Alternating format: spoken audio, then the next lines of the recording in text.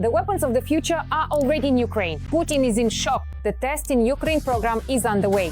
NATO is testing new deadly technologies right on the front lines in Ukraine and right now. Western countries are lining up. The Kremlin is screaming. Ukraine is changing the rules of war. Watch the explosive details right now. Tested in Ukraine, weapons without this label, it seems, will soon lose their value in the West. After all, when Europe is engulfed in the largest war since World War II, lab testing has lost its meaning. Now, any development can be tested directly on the battlefield.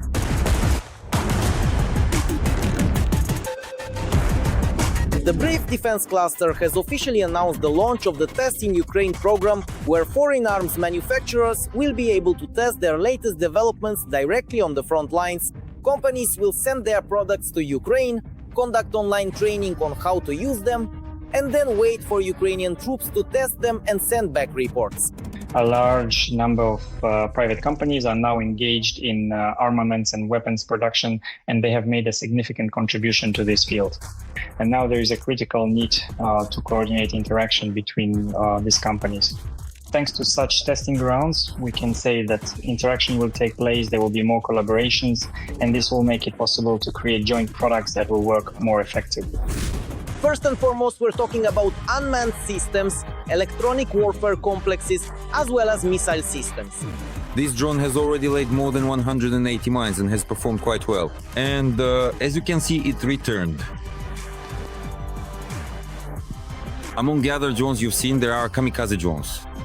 Basically, it's universal. It can be used as a kamikaze drone and for delivering cargo, especially small loads.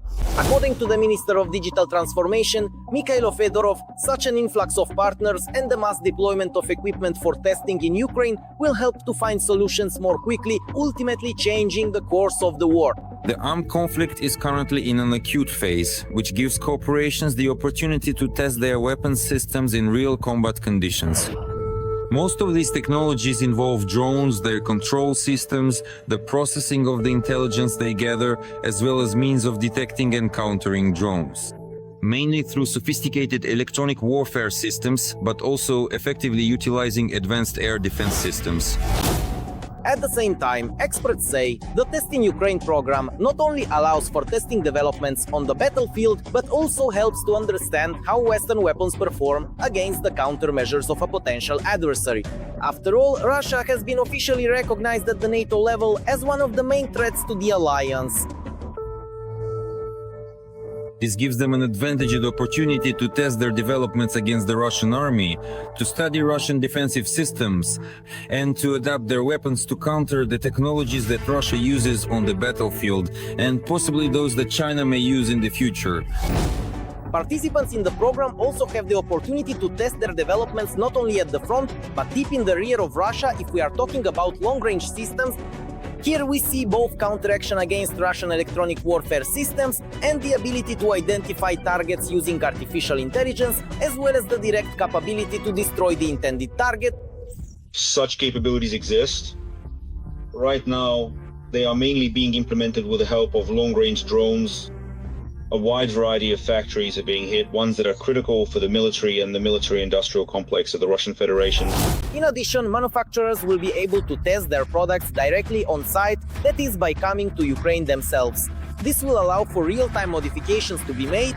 There is also the option to entrust testing to Brave One specialists. In that case, the experts will conduct the testing themselves and provide partners with a detailed report on the results. And this work is already underway, particularly in the field of UAVs. Many of these drones, as I understand it, are classified. For example, there's Vibet, as well as Vector. Both are used for reconnaissance, surveillance, and data collection. This conflict is the perfect testing ground for weapons. In an interview with Reuters, Brave One's head of investor relations, Artem Moroz, said that many companies have already shown interest in the Test in Ukraine program, naturally without going into details. So who and what exactly is going to be tested in Ukraine? Russia will find out in real time. Every voice matters. Join our community, support independent journalism and help us bring you the truth from Ukraine. Become a member of Ukraine Today. Join us now. Shock. 40 days until the strike on Russia. Germany and the United Kingdom have prepared a surprise for Putin. All of Russia is in the red zone. Ukrainian UAVs and British stealth drones are preparing a massive deep strike. Putin is being squeezed from all sides. The Kremlin is in a panic. Drones, cruise missiles, and ballistic missiles were flying. Russia launched another massive attack on Ukraine.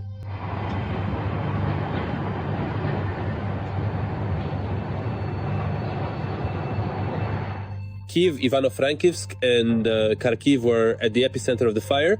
One person died in the capital. Over the course of the night, the aggressor country launched 426 drones and 24 missiles at Ukraine.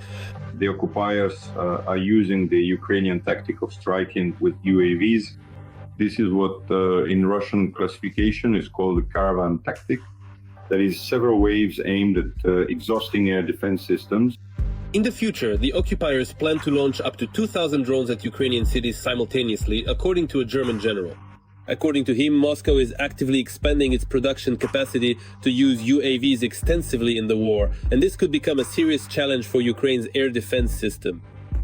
It should be noted that the key phrase here is plan to. Not the number of UAVs, but specifically this phrase, that is, this is in the plans of the Russian Federation. Moreover, the German side does not specify whether these are short-term or long-term plans of the Russian Federation. And such statements by the German general should be regarded as an element of political and informational pressure on NATO allies at a time when support for Ukraine's defense forces is being intensified, specifically the provision of air defense systems. In turn, Ukraine will focus on intensifying strikes against the occupiers' logistical capabilities. Everything in Russia that supports the war must suffer from deep strikes, long-range attacks by Ukrainian strike drones, Zelensky stated, adding that as early as next week, the country will sign additional contracts that will allow for increased deliveries of the necessary UAVs for the front and for the protection of the population. Today's attack by Ukrainian UAVs once again forced the Russian side to implement the carpet plan and close the airspace over almost the entire European part of the Russian Federation. Preliminary estimates of the damage exceed 10 billion rubles. As we can see, the Ukrainian side has found the Achilles heel of the Russian economy. Regardless of the effectiveness of the final strike by Ukrainian UAVs, the Russian side is forced to implement the carpet plan. Meanwhile, in Russia, a new superweapon has been unveiled, the combat vehicle Typhoon PVO, which underwent serial testing back in 2024 and has already moved into the category of mass production. This air defense system, which of course has no analogs in the world, is planned by the occupiers to be used to protect bridges and factories. The development of this Typhoon PVO took the Russian military-industrial complex about 15 years. And this is already a real indicator of the Russian defense industry. It should be noted that this so-called Russian know-how has only bulletproof protection. That is, apparently, this Typhoon PVO is primarily intended to be used to cover rear facilities in the operational rear of the Russian occupation forces. But it seems that even this miracle machine won't be able to help Russia. The United Kingdom, together with its partners, is working on the creation of a new flagship sixth-generation fighter jet, which, in the event of a war between Russia and NATO, will be able to reach military targets on Russian territory undetected by air defense systems and attack them without refueling, according to the Telegraph. When specific deadlines are announced, unlike the Russian side, which has cancelled several previously announced aircraft projects, European and Japanese manufacturers actually deliver, yes, a final result. Therefore, Russia and China will have to face a serious challenge when it comes to suppressing air defense systems directly in the rear areas within their own countries. It's not just the UK that's ready to present new developments. Artificial intelligence is planned to be integrated into the German IRIS-T SLM surface-to-air missile system. If they do this, it would be logical to test such a weapon on the front lines in Ukraine, according to Western media. The Ukrainian side itself insists that the innovative developments and weapon systems of NATO countries should be tested in real combat conditions on Ukrainian territory. This provides the opportunity to A, obtain test protocols in the shortest possible time, B, exchange technologies accordingly, and C, significantly increase the capabilities of Ukraine's defense forces in using the latest NATO weapon. In other words, this is a mutually beneficial exchange.